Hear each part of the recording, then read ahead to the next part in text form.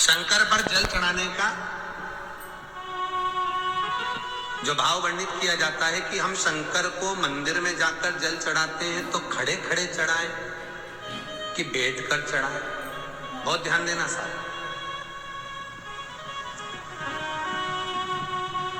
शंकर में मंदिर में जाकर हम भगवान शंकर को जल चढ़ाएं तो खड़े होकर चढ़ाएं कि बैठ कर चढ़ाएं।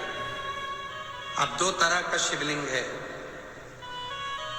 मंदिरों में, दो तरह का शिवलिंग का निर्माण होता है, ठीक है। एक विष्णु शिवलिंग, एक शक्ति पार्वती शिवलिंग। दो तरह का शिवलिंग मंदिरों में होता है, दो तरह का शिवलिंग मंदिरों में होता है, समझ लेना बहुत अच्छी तरह से। एक शिवलिंग वो होता है जो जमीन पर डायरेक्ट जलाधारी रहती है, शिवलिंग रहता है, ऐसी जलाधारी पूरी की पूरी, और शिवलिंग जमीन पर रखा रहता है, भूमि पर रखा रहता है, डायरेक्ट जमीन पर। आप जल ले जाकर चढ़ाए, निकल गया रास्ते से। एक शिवलिंग जो जमीन पर डायरेक्ट शंकर भगवान की जलाधारी और शिवलिंग रखा रहता है, वो शक्ति शिवलिंग कहलाता है। पार्वती का हस्त कमल उस शिवलिंग के सम्मुख में, और दूसरा शिवलिंग एक डमरू जैसा होता है। अब वो हम उसको कैसे डमरू शिवलिंग होता है, ऐसा उसका स्टैंड होता है, ऐसा स्टैंड होता है, नीचे शिवलिंग रखने की जगह होती, फिर ऐसा होता है, फिर उसके ऊपर इस तरह शिवलिंग रखा होता है। एक दर्शन करें आप लोगों ने। अब फिर इसके ऊपर शंकर भगवान का शिवलिंग रखा होता है, ठीक है। इस तरह का जो शिवलिंग होता है, एक डायरेक्ट नीचे रखा हुआ शिवलिंग, और एक भगवान जो नीचे डमरू जैसी आकृति होती है, इस पे जो डमरू जैसा जो भाग बना होता है, ये भगवान विष्णु का हस्तकमल है, और ऊपर का जो भाग है वो भगवान ब्रह्मा का हस्तकमल है। इसको विष्णु शिवलिंग कहते हैं।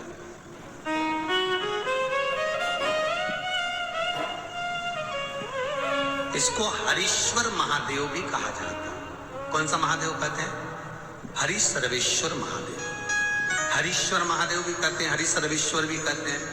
तो डमरू जैसा जो शिवलिंग का निर्माण हुआ है मंदिर में, अगर शिवलिंग ऊंचा है, शिवलिंग थोड़ी सी हाइट पर है, ऊंचाई पर है, और डमरू जैसा भाग फिर उसके ऊपर जलाधारी के बाद शिवलिंग निर्माण किया गया है, तो वो विष्णु शिवलिंग कहलाएगा, वो हरीश्वर शिवलिंग कहलाएगा, वो हरि वंश शिवलिंग कहलाएगा, हरीश्वर कहलाएगा। और जो डायरेक्ट सीधे जो रखा हुआ है, 12 ज्योतिर्लिंग के अगर आप दर्शन करेंगे तो कहीं पर भी आपको विष्णु शिवलिंग नहीं मिलेगा, केवल एक नागेश्वर को छोड़कर। पढ़कर जम के बोलिए, केवल एक नागेश्वर। नागेश्वर को छोड़कर बाकी के जितने 12 ज्योतिर्लिंग में शिवलिंग के दर्शन करोगे सब शक्ति शिवलिंग मिलेंगे, सब जमीन पर। आप जितने भी देखेंगे, काशी का देखेंगे, महाकालेश्वर देखेंगे, तो डायरेक्ट जमीन पर जलाधारी बनी है महाकाल बाबा की, डायरेक्ट जमीन पर बनी है, कोई ऊंचाई नहीं है, डायरेक्ट जमीन पर फिर शिवलिंग है। ओमकारेश्वर देख लीजिए, ममलेश्वर देख लीजिए, आप चाहें तो विश्वनाथ देख लीजिए, डायरेक्ट जमीन पर। सोमनाथ देख लीजिए, डायरेक्ट जमीन पर। केदारेश्वर देख लीजिए, डायरेक्ट जमीन पर। भीमाशंकर, वैद्यनाथ, डायरेक्ट। आप वेदनाथ जी के लाइव प्रसारण कभी चालू कर देखना, डायरेक्ट जमीन पर, डायरेक्ट। तो जितने भी शिवलिंग हैं सारे के सारे शक्ति शिवलिंग हैं। जो डमरू के भाग पर रखा हुआ है वो हरीश्वर शिवलिंग, विष्णु के हस्तकमल पर जो रखा है, तो शास्त्र कहता है आप शक्ति शिवलिंग का जब जब अभिषेक करें, बहुत ध्यान रखना अपनी जिंदगी में इस प्रसंग को श्रावण के महीने में बहुत ध्यान रखना। आपके आसपास में भी मंदिर हो तो उस पर ध्यान रखना। जो शक्ति शिवलिंग हो उस पर जब भी जल चढ़ाना तो बैठकर चढ़ाना, बैठकर चढ़ाना। शक्ति शिवलिंग पर जब भी जल चढ़े, भले शिवलिंग कितना भी ऊंचा हो, कितना भी ऊंचा हो, तो शंघी से चढ़ा दो, पर जल बैठ कर चढ़ाई। भले शिवलिंग ऊपर है, पूरा तरह से हाथ नहीं पहुंचा, जैसे सोमनाथ जी में अब शिवलिंग कितना बड़ा है, महाकालेश्वर का शिवलिंग कितना बड़ा है, तो उसको तो बैठकर स्नान नहीं करा सकते। भले शिवलिंग कितना भी ऊंचा हो, पर अगर भूमि टच है, शिवलिंग अगर भूमि टच है, शक्ति शिवलिंग है, तो भले आधा शिवलिंग नहाए, आधे पर पानी जाए, पर बैठकर ही स्नान कराया जाता है।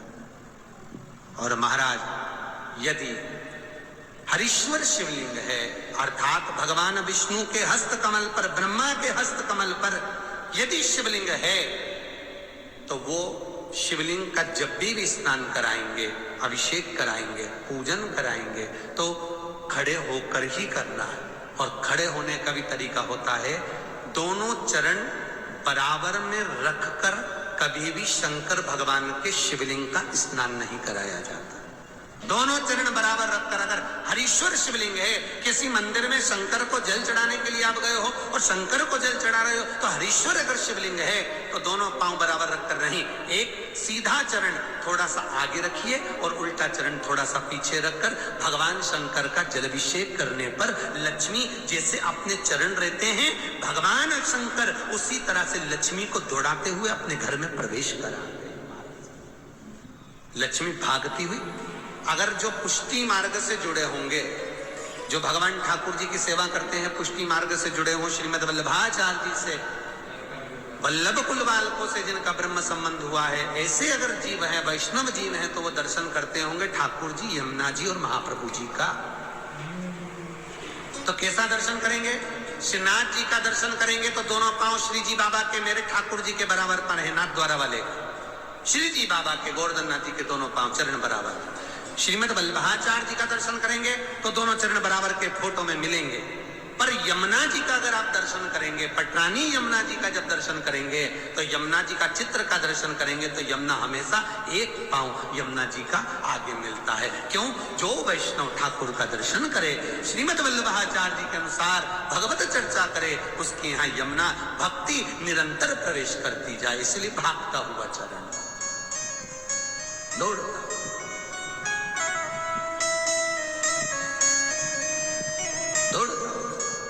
तो शंकर भगवान का अगर हरीश्वर शिवलिंग है, कहीं शिवलिंग डमरू आकृति पर, अगर ऊंचाई पर है, हरीश्वर है, तो फिर जल खड़े होकर चढ़ाए, चरण आगे पीछे। बहुत ध्यान देना महाराज, हरीश्वर शिवलिंग का वर्णन किया महाराज, बहुत सुंदर बात कही है, बहुत ध्यान से सुनिएगा। शक्ति शिवलिंग के ऊपर जो जलाधारी लगती है, शक्ति शिवलिंग के ऊपर जो जलाधारी लगती है, वो 5 मिनट, 10 मिनट, आधा घंटा रखकर 24 घंटे के लिए हटा सकते हो। शक्ति शिवलिंग के ऊपर जो जलाधारी लगती है, वो 15-20 मिनट रखकर, आधा घंटा रखकर आप हटा सकते हो।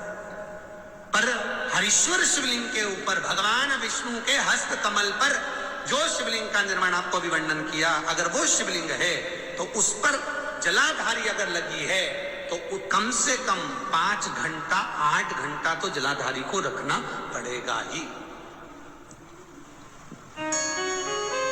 बहुत ध्यान दीजिए महाराज, शंकर जी की प्राण प्रतिष्ठा करते समय, शंकर जी की स्थापना करते समय, शंकर जी को प्राण प्रतिष्ठित करते समय एक एक चीज का ध्यान करना पड़ता है कि हमें कैसा शिवलिंग रखना है, कौन सा शिवलिंग रखना है, कैसे स्थापना करना है, किस भाव का होना चाहिए। शंकर के मंदिर में शंकर जी विराजे हैं, तो गणेश जी, कार्तिकेय और पार्वती की मुद्रा कैसी होना चाहिए, गणेश जी कौन सी सूंड का होना चाहिए। जब शंकर के मंदिर में हम आराधना कर रहे हैं तो गणेश जी की सूंड किस ओर होना चाहिए, पार्वती की मुद्रा कौन सी होना चाहिए, षडानंद कार्तिकेय की दृष्टि कहां होना चाहिए, ये शंकर जी की प्राण प्रतिष्ठा में देखा जाता है। केवल मूर्ति वाले ने बाजार में मूर्ति बनाकर बेच दी और तुम गए, हमें शंकर जी का परिवार दे दो, हमारे मंदिर है छोटा सा, मैं वहां प्रतिष्ठा करना है। तुम बाजार में गए हो, शंकर जी का परिवार लेकर आ गए, शंकर जी लिया, कार्तिकेय लिया, पार्वती जी लिया, गणेश जी लिया, और स्थापना करवा दी पंडित जी से। और बाद में बोली हमको थोड़ी कष्ट हो रहा है, हमको थोड़ी तकलीफ हो रही है, कहीं ये हम जब से लाए इससे तो नहीं हो रही, कहीं इससे तो नहीं, गलती तुम्हारी है। तुम तो बस गई और लेकर आ गई।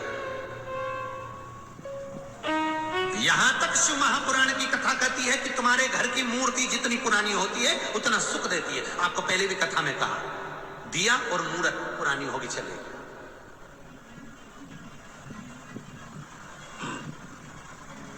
पुरानी